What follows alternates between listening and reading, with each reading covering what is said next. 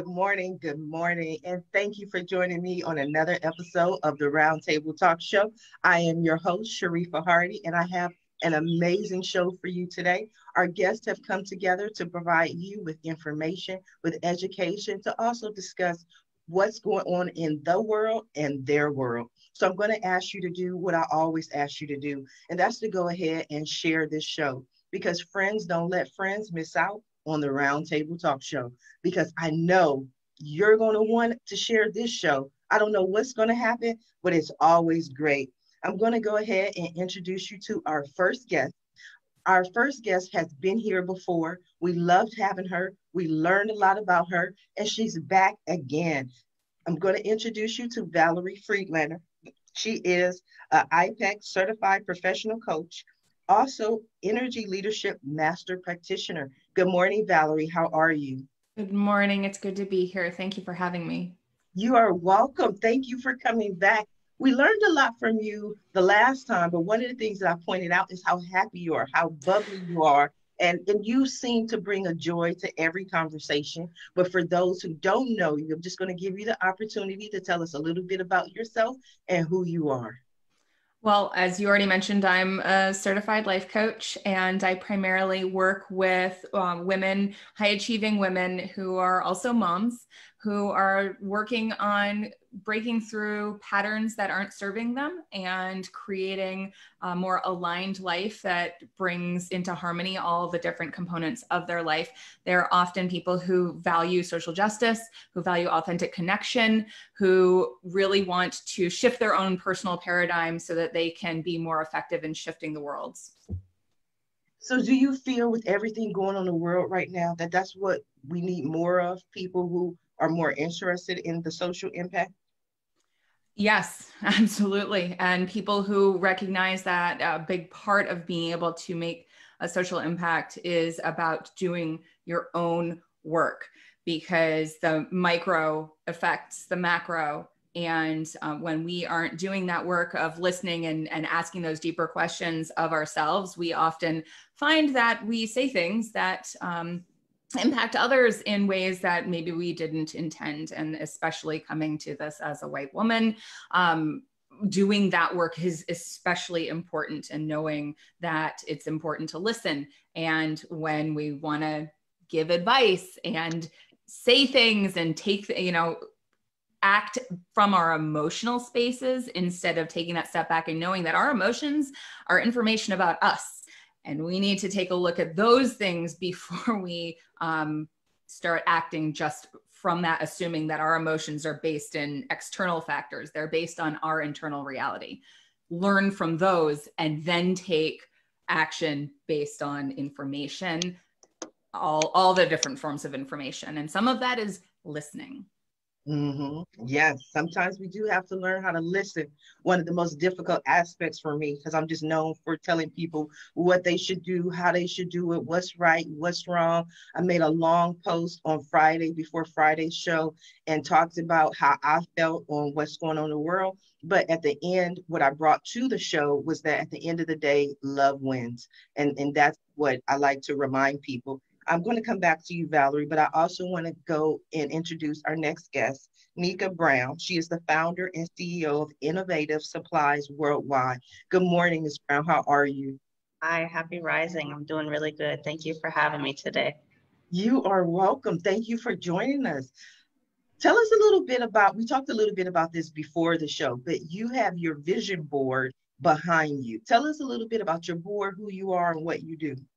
Yes, so vision boarding is very important to me. When I was in the military for 9 years, the last 3 years, I was jumping out of airplanes with the 82nd Airborne Division. And I got a couple of concussions that impacted my ability to learn when it comes to reading. And I feel I'm more visionary now when it comes to how I study and learn. And so when it comes to my business and where I want to envision going in life, I put pictures on a board to kind of help draw out what I can't say in words as much, because with traumatic brain injury, you do lose some ability to have words come into play and into your mind. But with my company, what I do is manufacture stationary notebooks here in the United States of America And I have a social impact behind it as well when I hire at-risk youth to help with the manufacturing, to help with the inventory control, and then also with the packaging and sending them out to customers and email marketing. Wow, I think we're definitely going to be discussing social impact today. But I want to go back to one of the things that you said. You had this injury. You weren't able to receive the information the way you were before. And I always ask this, and it's not a judgment, but why then go into business? So many other people would have just sat at home, felt sorry for themselves, felt like, well, oh, woe is me. What made you decide to go out and make a social impact in the world? Really, it was the amount of income that I was now left with after my disability. The military does provide disability income, but it was really like a fourth of my income. And with me being a single parent, I knew I was not going to be able to sustain me and my daughter on that income with that disability. So a lot of people think that, when you're disabled, you can't work anymore. No, sometimes you have to, because that amount of income is not enough to sustain yourself. And then also, the military put over $1 million of training into me. So it just felt like it would be unjust to just leave that $1 million with the military when I left and not transfer that to the next generation of leaders that are coming behind me. How long have you been in business? I've been in business, next month will be 4 years. Wow, congratulations. I know for businesses, it's usually like that first couple of months, then the 2 years, and then kind of the 5 years. So in each of those time frames is like all these different transitions. So you're at the 4-year mark. How do you feel business is going for you? I feel business is going great. I just applied recently for a remote program, Tulsa Remote, where they pay you to check out their city for a year, and they give you a monthly stipend. And this is actually the first little bit of investment income, I guess you can say, I've gotten when it comes to raising capital for my company, because we know it's challenging for women entrepreneurs to get venture capital. And so it took me leaving my city, moving to another city just to even get, this little bit of capital that I'm being provided. But it's been a peace of mind ever since we got here. Well, that's wonderful. I might have to head to Tulsa myself to get a little piece of that pie. We never Come on down. We'll be neighbors. But I want to go ahead and I'm going to come back, but I want to introduce our next guest, Sabriya Dobbins, and she's a founder and CEO as well of her own company, Life Discovery. Good morning, Sabriya. How are you? I am wonderful, Sharifa. Thanks for having me. You are welcome. I love watching the backgrounds for some reason. Like that's the highlight of my morning is just look at someone's background, look at their smile. And we have all these lovely ladies on just this morning. But tell us a little bit about yourself, Sabriya, and what you do. Yes, so I am a very passionate, driven millennial entrepreneur. Everybody always has this idea of who we are.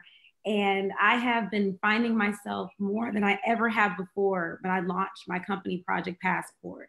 I feel like my life just began in the last year, I would say, because before I was trying to fit the status quo and trying to fit a box. I was the 4.0 graduate from college, and my mental health and wellness was tanking every year as I tried to maintain a facade, trying to be someone that just had the look, had the part for the world, but it wasn't true to who I was.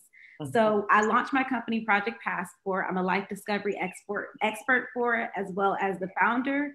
And it's a company that provides mental empowerment retreats and events for women mainly. We do help some men, but for mainly women, to help them regain control of their lives and to gain the joy they're entitled to. Many people do not think that they're entitled to joy on a daily basis. Many people don't think it's possible.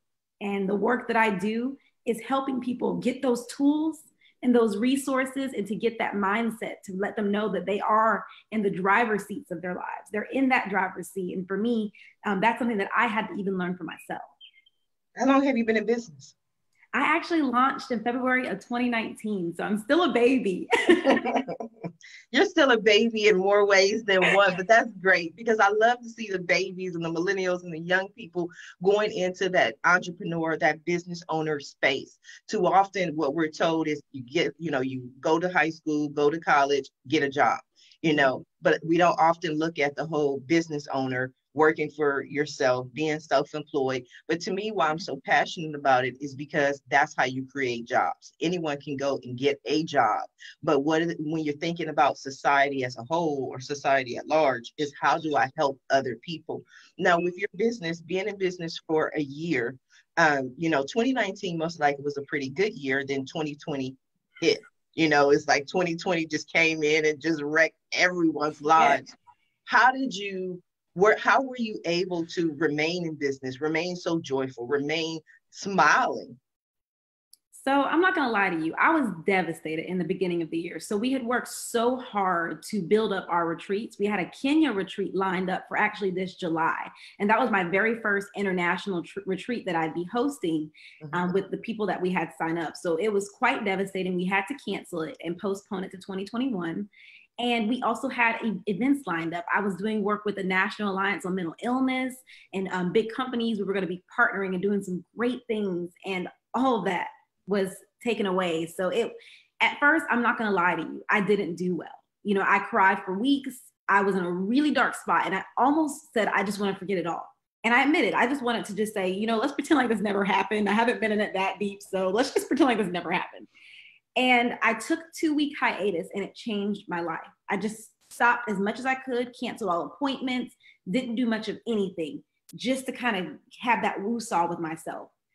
And believe it or not, by the time that hiatus was over, I was itching to get back into Project Passport and get back into a more inspired space. And I ended up launching virtual retreats of what we do. And within a day or two of me getting out of my hiatus, I had a company client that said, I need virtual, or someone posted, I need virtual retreats for my team.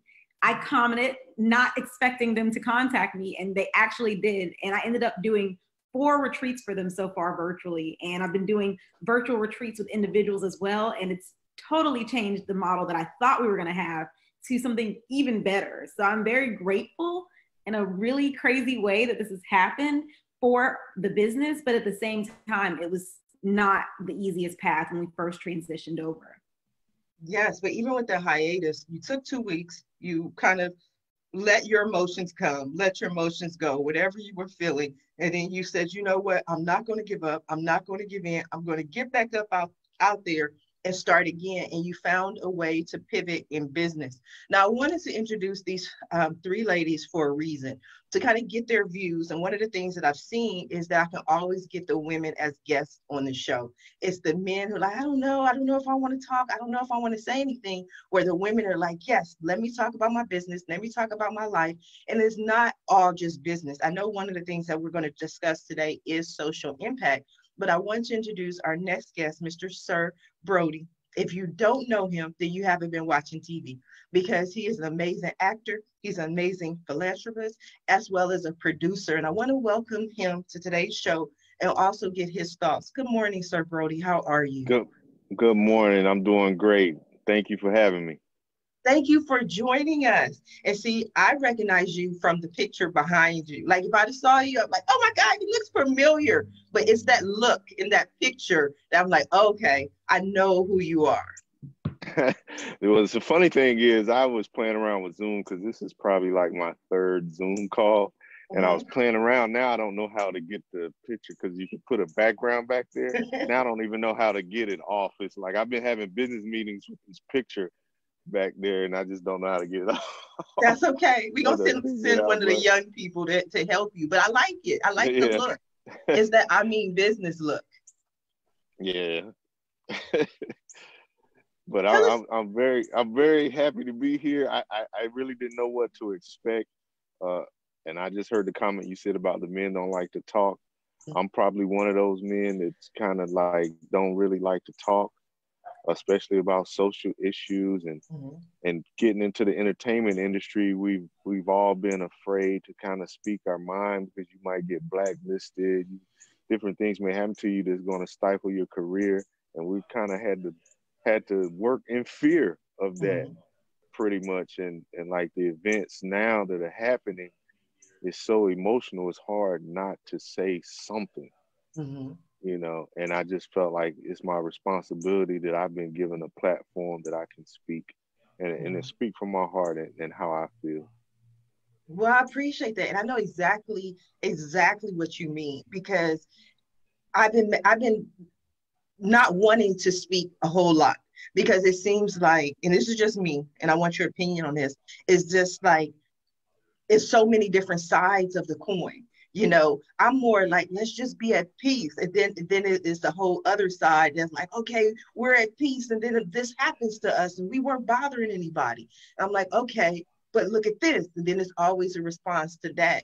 And I just want peace, like peace on earth. Like that's me. I'm this hopeful person that just believes that we can find, some semblance of peace. When you have spoken out, or if you've spoken out, what are some of the things that you've been able to say to people?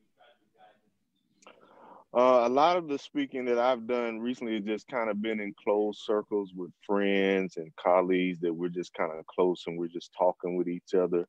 One of the things I decided yesterday, I was feeling so down. It was Sunday, and I was like, my father passed away in '09.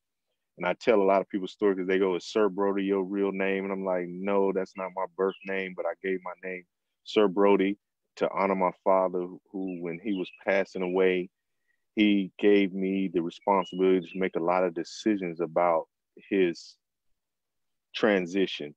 And one of those decisions I had to make was to decide when to send him to hospice. And I didn't want to do that because I felt like I was giving him his death penalty. But he told me I was his oldest and that I was going to have to do it, and that it was just my duty. So the Sir came about because I thought about Sir Lancelot protecting the kingdom for King Arthur, and I felt like my dad knighted me to protect our name, our legacy, and to be the head of our family now that he was passing away. So yesterday, I was riding, I was thinking, what can I do?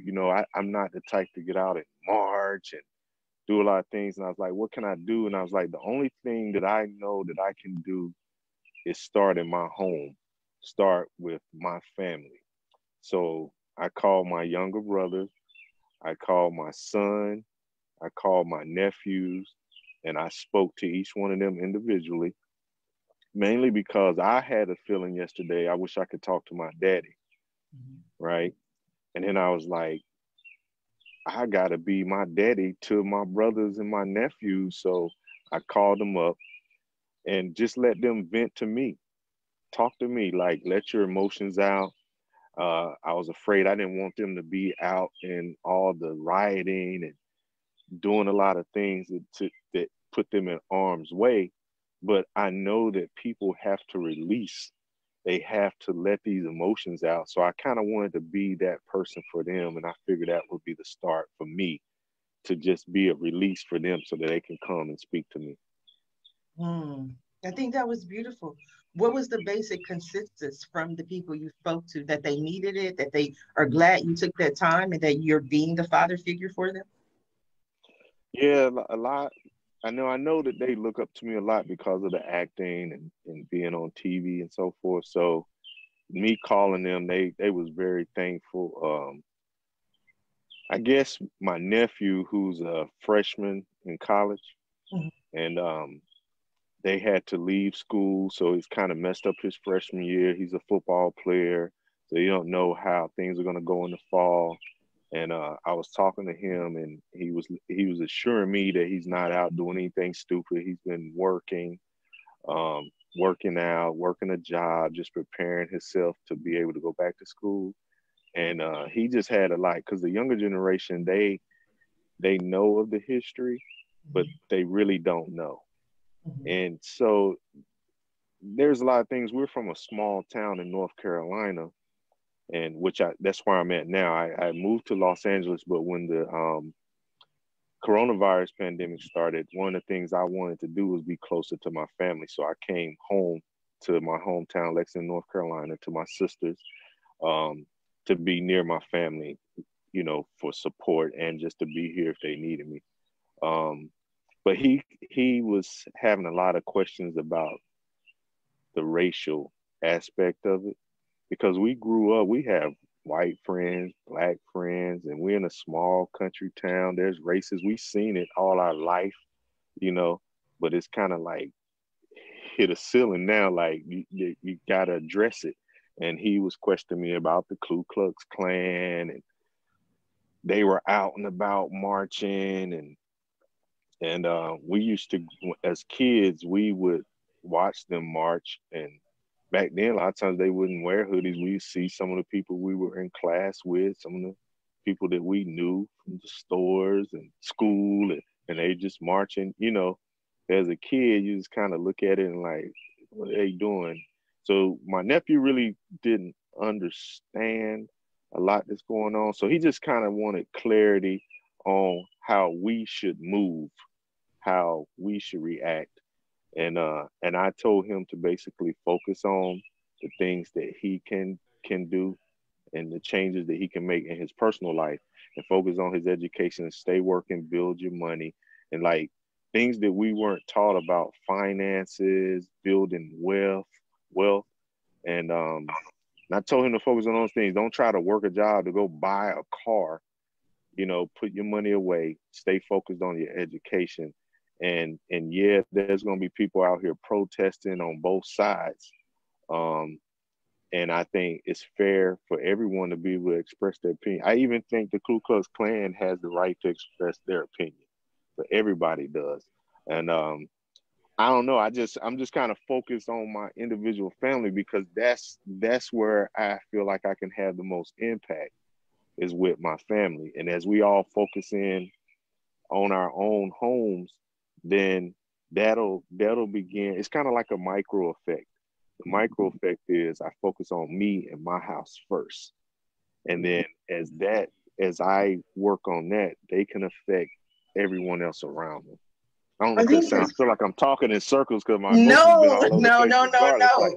But no, I thought it was beautiful. And I also believe, and this is just me, that it had to be kind of cathartic, you know, to kind of get that message out and to talk and to speak to other people about what you're feeling and what, you know, you're going through. So I think it's a wonderful point. But I think in what you're saying is exactly what Valerie was saying earlier about having to work on ourselves first. And one of the things that I found interesting when Valerie spoke, and let me just say this before I go back to Valerie, is again, I don't select the guests for a show.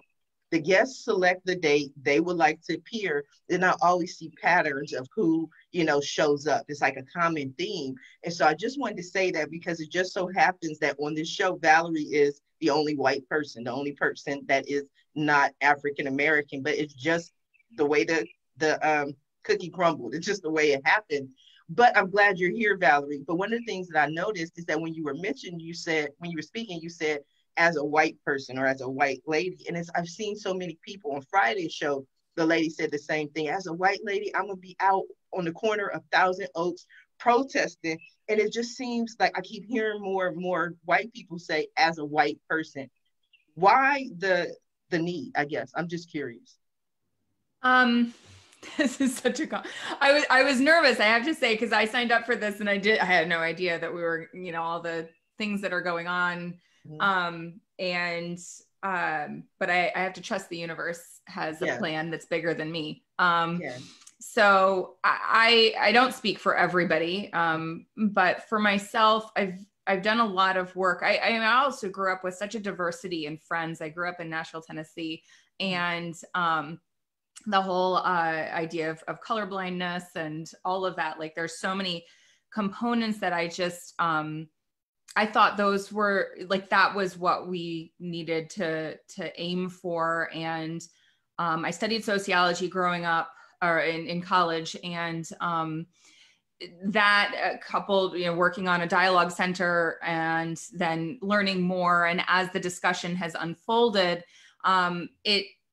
it's become the idea of understanding racism and systemic racism is actually is saying the same thing, because it's about it is systemic. I mean, it's just the same thing. So to acknowledge that it's there, to try and pretend that it's not and I don't see it is I'm ignoring a responsibility of having privilege and not having to think about like there's a difference in the way society and what's ingrained cognitively. Like I do a lot of work in my work around patterns and understanding our own patterns of perception. And so all of our life experience up until this point, and even into generations, there are certain synaptic connections that are inherited because of trauma, especially. And they create patterns of the way we see the world. And thus that perception triggers a thought, synaptic connection, often to our limbic system, into subconscious realm that evokes an emotion. And that emotion then we usually interpret the emotion in our subconscious again, and then we act. And a lot of my work with people is around bringing those subconscious things into consciousness, to notice, to ask questions more deeply, instead of just assuming that because the way I see it is the way it is. Like if I see somebody trip, I might have the judgment, oh, they're so clumsy. Or somebody else might look at that and go, oh gosh, there's something in the road. They must have fallen over, so there's so many different ways of seeing things. And a lot of times we think things are facts that aren't facts, and we don't question ourselves and we don't take a look at things. So I think there's a lot more of a movement to call things out and to identify and to say, I acknowledge that I exist in a space within our society that has a certain amount of privilege just by being what it is important. And I think in some ways it's also a selfish thing of saying, like, I want you to know that I'm paying attention. And that makes that about me. But there's so many different ways of engaging. There's so many emotions around this. So it's very uncomfortable to speak out. I was, what Sir Brodie was saying about like how saying something in a public way, there are so many different opinions on from so many different people, people of color, white people, like everybody has opinions, and you're going to offend somebody at some point. But being imperfect, I think, is important, and being okay with that, and having conversations, and being willing to put your foot in your mouth and go, oh, look, I put my foot in my mouth. Okay, now what do I want to learn from that? Instead of thinking of it as I'm a bad person, say I did something that hurt somebody else, and I can apologize for that, and I can learn from it. Can I add to Valerie? I appreciate what Valerie says about that, because I had a lady, she was, not of color, and she posted, oh, everything's going on right now and it's all stressed out. So, and I hate all that stuff happening, but I'm just going to focus on this stuff, and let's just focus on the happy things. And that was it. And for me, it was a trigger moment, because, she's a non-minority person saying that, oh, well, let's just focus on happy moments right now. I'm good. And it kind of felt, and I said back to her, I said, I wish that I could just say, oh, let's just focus on something happy right now. Because yes, I do have my good moments with all of this, but my family's lives, my loved ones, my life all depends on us making this change. Like right now, I would say it's almost like the Emmett Till of our time, the new kind of uprising that occurred in history that caused the small changes we had back then. And now we're on that next level. So I appreciate you saying that, it's a vulnerable place for you to be, absolutely, as a white woman, but I'm so grateful that you're willing to even go there and do that, because many people are just like, oh, all this stuff is bad, let's just focus on the good. But as an African-American woman, I don't get that choice, whether I like it or not. So thank you. Thank you. And, I think that there's a quote by Lila Watson that I came across that says, if you've come here to help me, you're wasting your time. But if you have come because your liberation is bound up with mine, then let us work together. And I think that as a human race, that's true. So my work isn't about giving advice or fixing people. It's about listening and knowing that all of us doing our work and doing it together as a community and as individuals are based on our ability to be free in the world and be our true selves, like the work that you do. Yes, thank you. Thank you. Yeah. Nikki, I wanted your thoughts.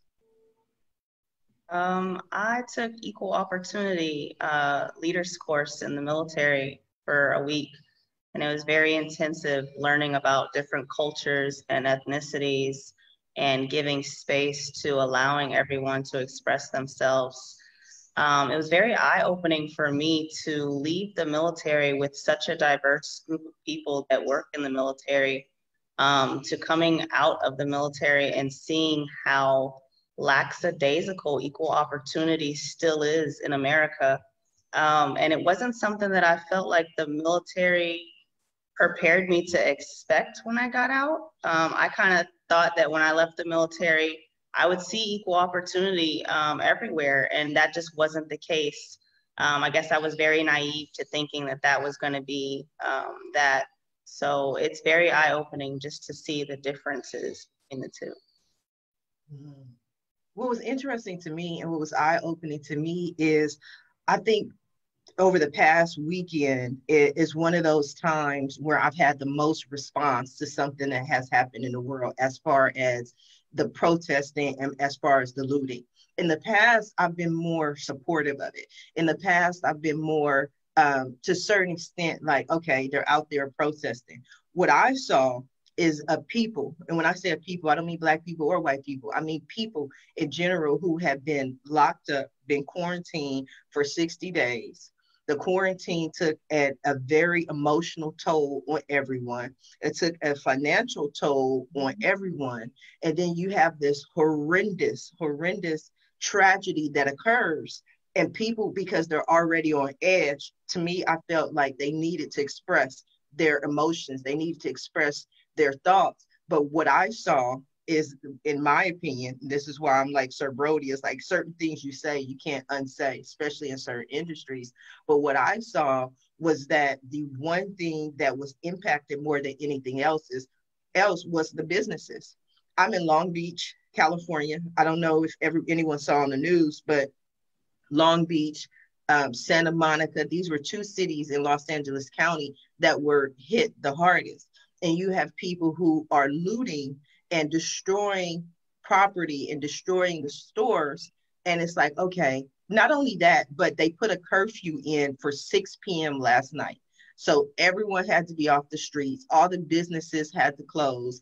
And because of my day yesterday, I didn't even realize until the alert goes off at about 5:45 that there's a curfew. And so I didn't think about it. I hear the alert. Okay. And I said, you know what? I'm finished my day. I'm ready to get something to eat.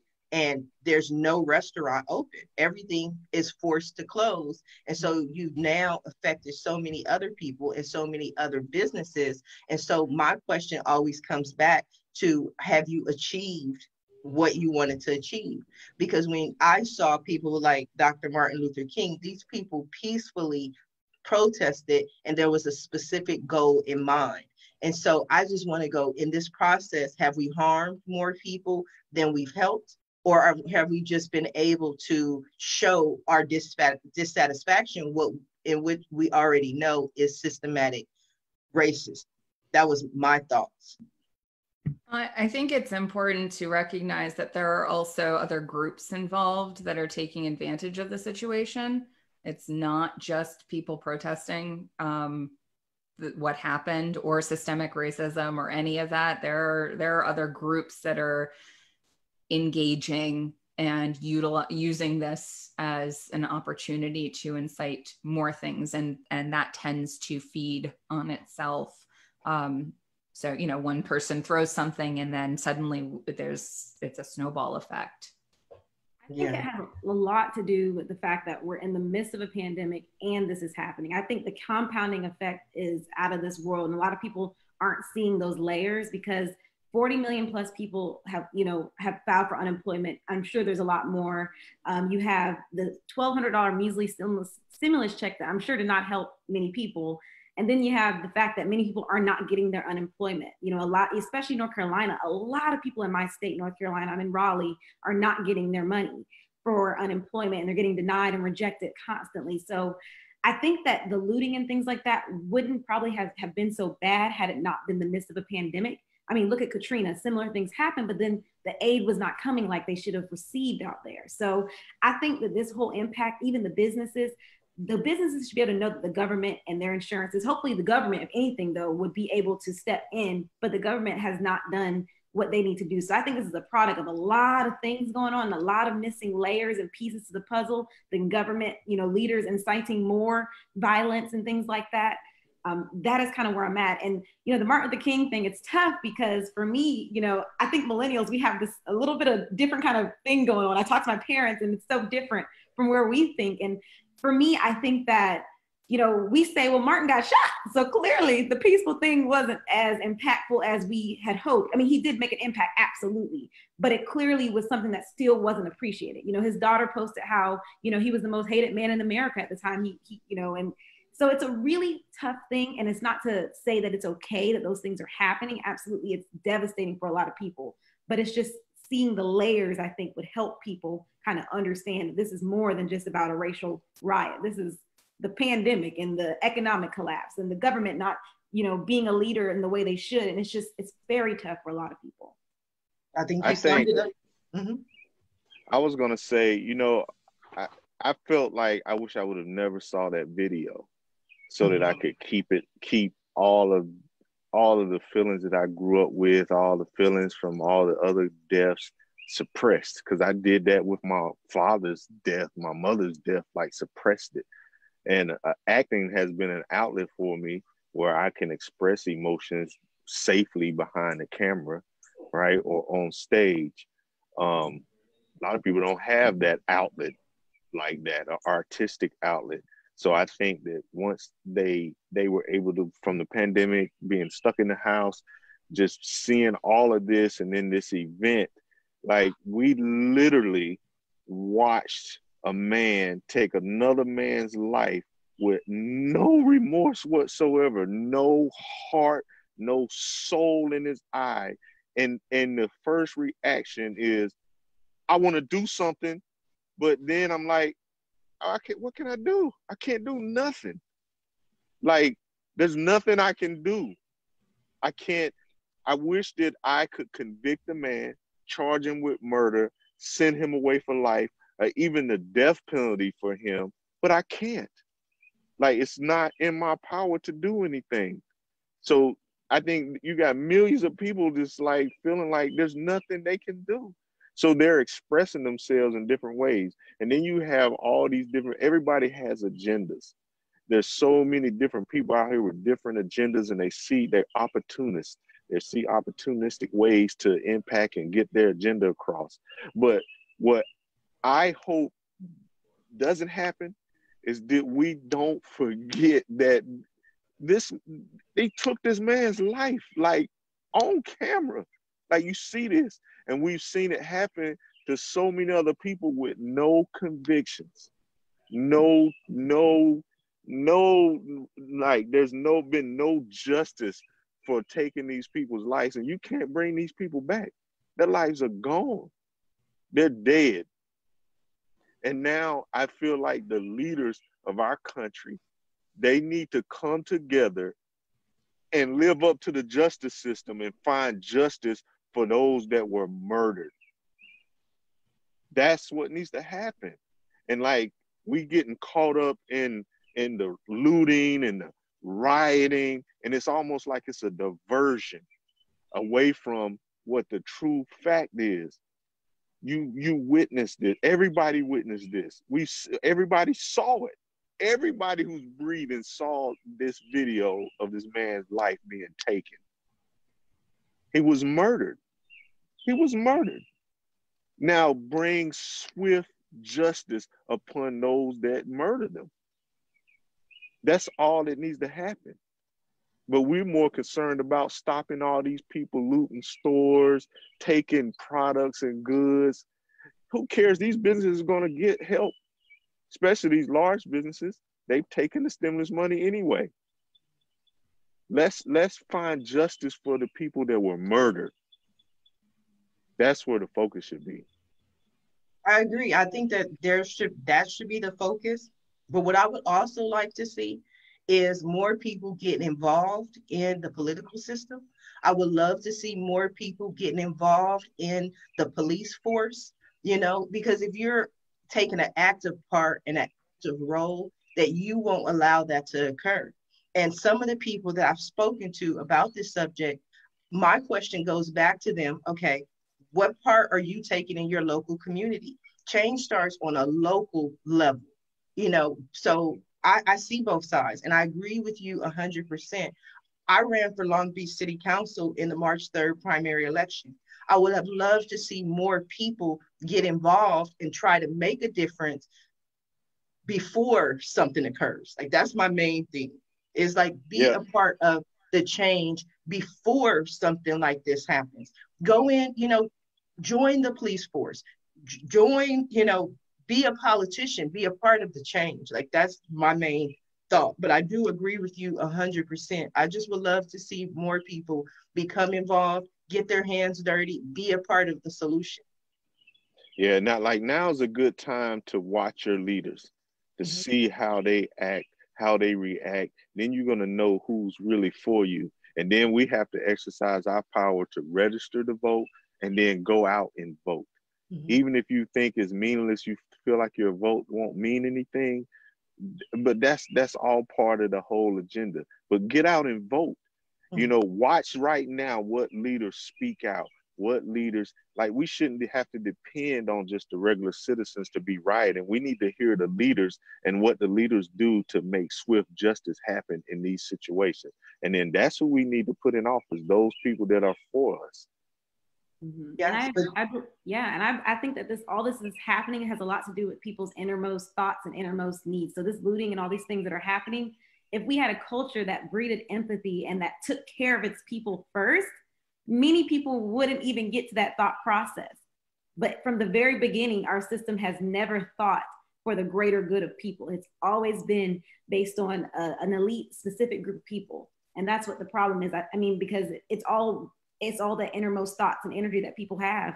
And if we had trust in our system as people, you know, we would not, I don't believe that the things that are happening would happen in the way that they do, you know, and it's shown in other countries, they don't have these same types of mindsets in their citizens because they trust in each other and their systems. I think that was well said. There is hope for the future. Yes. Look at our young people. I mean, yes, I love it. I love it. I love it. Now, Nikia, I call you Nikia. Okay, I get it all the time. I hate messing up people's names, especially like a name like Sharifa. But I just wanted to kind of, I see you sitting there, I see you observing. I just wanted to bring you back into the conversation because you have a military background. I mean, most likely you look at things a little bit different from the average layman. But what have you seen, or what are some of your thoughts when you look at what's going on in society? I agree completely with what Sabriya had said in regards to, we're not looking out for our people to the left and to the right of us. In the military, we're always taught to look out for those to the left and right of us, in front of us, behind us. We're just constantly taught that you work together as a team. And I don't see a team in America right now. It's completely missing. And I remember very vividly when I was on my entrepreneurship journey, I was 2.5 years in. I had to make a critical decision on, do I continue to fund paying into my office rent, or do I put that money towards my car note? What did I choose? I chose my office rent. And so I lost my vehicle after putting $17,000 into my vehicle, and the bank just took it. And, you know, I said to them, I'm living off of 1/4 of an income. You guys were used to be paying, you know, this exorbitant amount because I was in the military. I'm not in the military now. I'm an entrepreneur. This is my income. This is what I have to sustain myself. I've spent $17,000 into this vehicle. Will you give me this time to, you know, get these payments situated? No, we're taking the vehicle. There is not a team effort in America. It's, I'm all for myself. I'm all for this company, and this is the way that it has to be. And it just completely threw me off that I can go to 2 tours overseas, serve my country, and then this corporate system just completely wipe all that out. So what I think when it comes to America is we really have to get back onto a team effort. If we're going to host this, grand old American system, raise this flag, we need to really put some support behind it and show team effort in this country. I've seen a lot, people over property. And I mean, it's like, yeah, it is. And some companies have come out and even said, like, don't focus on this. Like, I mean, Target, I think, had us, don't worry about that. Like, and it, like, in some ways, some of these businesses are going to be able to claim insurance money, not even the big ones, but like smaller ones who were going to go under because of the lack of support during the pandemic are now going to be able to claim insurance money so that they can stay afloat. I mean, it's such an interesting situation with all of these factors, but it definitely comes into, we don't act like a community. It's all about, this, we would talk a lot about, like, Sabriya will know, like, the lack mindset versus the abundance mindset. And when we function from a lack mindset, we hoard and we try and keep all this stuff to ourselves and protect our own assets and stuff, instead of recognizing there could be enough if we would just think of it that way. And exactly what you were saying, Sharif, about getting involved and looking to our leaders. I'm in Chicago, not suburbs. I'm actually in Chicago. So, like, there's a lot going on here as well. And we recently had a major shift in our political system, and a lot of people got out and voted, and we have a number of new aldermen. We have a new mayor and a new governor. And the response, I've been proud of the amount of work we did to change that political dynamic, because I see what they're saying and then the actions that follow. And of course, not everybody agrees, but overall, it's immensely better. It's different working from within a system than outside of a system. I see change happens from two different components. There's the internal change, and then there's the external change, and they engage differently, but they're both really important and necessary. Nikki, I'm really interested to know, coming from a military background, especially kind of all this talk about, like, the militarization of police and that dynamic, and hearing you talk about the community component in the military and coming out and kind of having this culture shock, what your perspective is on the police, like that situation we have there. Yeah, there's definitely not what I notice in the police force, rules of engagement that they have to, follow, or code of conduct like there is for the military. When you are deployed downrange, there are specific rules that you have to follow when you're engaging enemy combatants. And it seems as if in the police force here in America, we don't have those same protocols in place, where you should know where to escalate and where to de-escalate your force. And I've been very strongly advocating, probably since 2016, that when the police forces are doing some of these heinous acts, that the community needs to go in as a whole and stop their salaries, because you pay their salaries. Do not pay your property taxes. Do not pay your state taxes. Don't file any taxes. Those will go to their salaries. So stop it. And then you engage in those community polices and say, these are the trainings that we want to see the police force take. And once those trainings are completed, then you file your taxes. Then you pay your property tax. Put a halt on all money until they're able to get their act right, because that's their livelihood. And if they're taking lives, they're not thinking about others' livelihoods in those moments. I like that. I think that was wonderful. I mean, to me, that's another solution. And that's a solution that will hit the people who are doing these things directly in their pockets.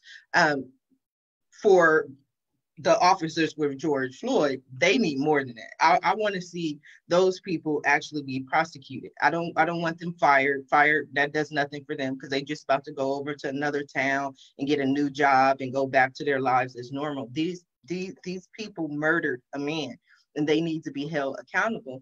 But I love the way that you are looking at other ways than to just go outside and protest. Though that's what I'm looking for, and what I hope a lot of people are looking for is solutions on how we can make a difference and how we can make this better. Yeah, money talks real loud to people. When you got that money rolling, it talks real loud. I mean, even when it comes to supporting certain businesses, people see what happens whenever you cancel a business and they are going down, they feel it. I mean, I've seen it happen. You know, people in my hometown of Fayetteville, where I'm originally from, posting heinous, racist things on their social medias. And then they're confused when all of a sudden no one wants to come to their business. They're upset. Now they're putting out the apology post after you just said, you know, let the market house where they sold slaves burn down with the people in it, you know, stuff like that. You just can't do it. And so I think that you're right. Money does talk. And we all have that's one thing that we all have control over. I always teach people there's things you can control, there's things you can not control, and there's things you can influence. And we all have some control or influence over our money in different ways where we can decide where we place it. Absolutely. I was having a discussion the other day with my cousin about the burning that I was like, I can't believe they burned down an entire police station. Like they burned the police station down. But then, we were saying that it will be rebuilt. And I said, okay, yeah, we know they're going to get the money from the government to rebuild this police station. But what I hope in my prayer is that when they're rebuilding, they keep in mind the reason why it was burned down to begin with. And so unless they learn that lesson, even when they rebuild it, if they don't change their ways, people are going to burn it down again. And it could be a vicious cycle until they make a change and they make a difference and they rebuild with a new mindset that they are here to serve the people, to protect and serve the people. So we are coming down to the last few minutes of the show, and I'm so grateful that for all of you who took the time to actually, be here and to be open and authentic and just, because I think Valerie said it, but I didn't know what to expect either. I was kind of feeling like, oh my God, Sharifa, I don't know what's going to happen on this show. Are people going to be yelling, screaming, crying, cursing, mad, angry? Maybe no one shows up. And I was like, okay, if no one shows up, I'm going back to bed. That's how I solved that problem. So I just appreciate that all of you showed up. You're here to tell your story, speak your thoughts, give from the heart. So what I like to do at the end of every show is just allow my guests the opportunity to speak directly to the audience, to everyone who's watching live, as well as everyone who's watching in the archives, and let them know what you want them to take away from your appearance. And we're going to start with you, Sabriya. So for a long time, I was a chameleon sellout. That's what I called myself. I wrote a whole blog about it. I changed and morphed my values to fit the comfort and the needs of others. I made myself small in order to help others feel good about themselves. So if you learn anything from today, is when you step into who you are and you step into what's right, you will never be wrong and you will never go wrong. So always feel strong enough to be true to who you are and continue to do great work. If you ever want to go on a virtual wellness retreat, we're virtual now. It's amazing. I'm loving the work I'm doing. Check out project-passport.com. Thank you all so much. Are you going to keep doing the virtual events after all of this? Yes, it's staying. It's here to stay. So are you going to offer both, or are you going to remain on virtual? Yeah, we're doing both. It opened a whole new leg that I didn't know I had. So now it's both. That's wonderful. It's a blessing in every curse. Nikki. I guess my message for ending up today would just be practice resiliency. There's going to be adversities that come at you from left and right. You're going to go up and down these hills and battles, but keeping adversity and resiliency forefront in your mind and just pushing forward and driving through to a better day is the best outcome that I could say you could have. There will be challenges ahead, but just keep pushing forward. I just want to mention your business real quick. Tell us a little bit about your business and where people can find you. InnovativeSupplies.net. It's a stationery company. We're going to be branching into more school supplies like crayons, pencil boxes, book bags, and things of that nature. But right now, our bread and butter is making stationery notebooks here in America. Mm-hmm. And you said students and the youth. Right. I'm looking to expand that to veterans, as well, so that they can have a mission and a purpose when they leave the military. But for right now, it is at-risk youth that I employ, because I don't like that label of at risk. So I'm, really strong on getting them underneath my wing and giving them some mentorship and some guidance and some leadership skills, so they can have something to add to a resume before they leave high school, because a lot of high schools students don't go to college after high school. And so with my background being HR, I want to help them develop a resume and show them what they've learned just from working with me and adding that to their resume. I think that's so beautiful. Thank you for that, Valerie. I would just say that from today and going forward, just to know that you matter and your voice is important, and to take that time to look inside, like Sabriya was saying about taking those 2 weeks. If you're uncertain, if you're having big feelings, like take that of any of the things that are going on right now, because there are a lot of things to have big feelings about, and especially like as a mom raising small children, everything that's going on, it breaks my heart. And I think it's important to allow that breaking to happen, because that can open us up to growth. I know that, that breakdown has to happen before the breakthrough. I don't know that it has to be as painful, but sometimes it is. And we're in a time of transformation. And so to ask yourself, like, go deeper. What do I believe in? What are my values? What bothered me about that? What am I thinking about that? Asking those powerful questions of yourself, those open questions, those questions that make you look deeper, are the ones that are going to help you discern what the next step forward is. And it's okay to not know where we're going, like the exact direction. A lot of people say, I wish we had better leaders to tell us where to go and what we should be doing. And it's like, you are the leaders.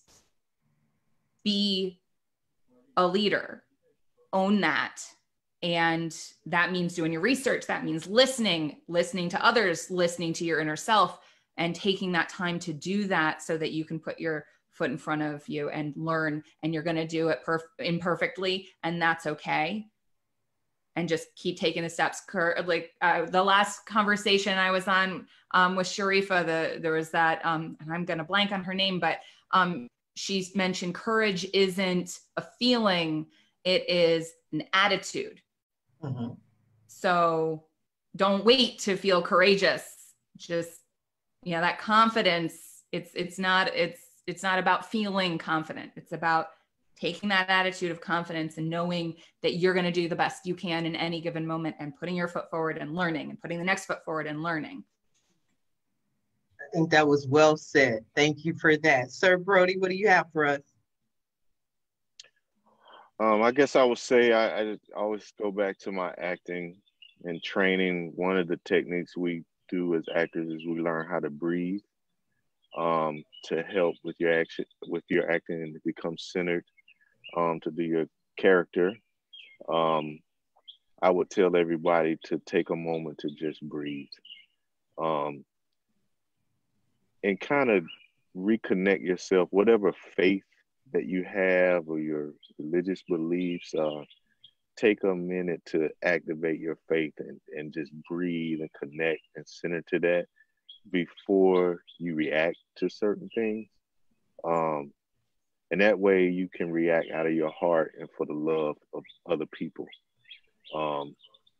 So I guess my thought would be just to take a moment to breathe. Like, so much going on right now. Like, even my mind's everywhere right now, but I have to take that moment just to breathe. Like, I've been sitting outside this entire time for this conversation because I just wanted the fresh air. I just want to breathe for a minute and relax. Because the sun's going to shine tomorrow. It's going to be another day. Like, one of the things the pastors always say is, joy is going to come in the morning. And whether you believe it or not, it will. Joy will come in the morning.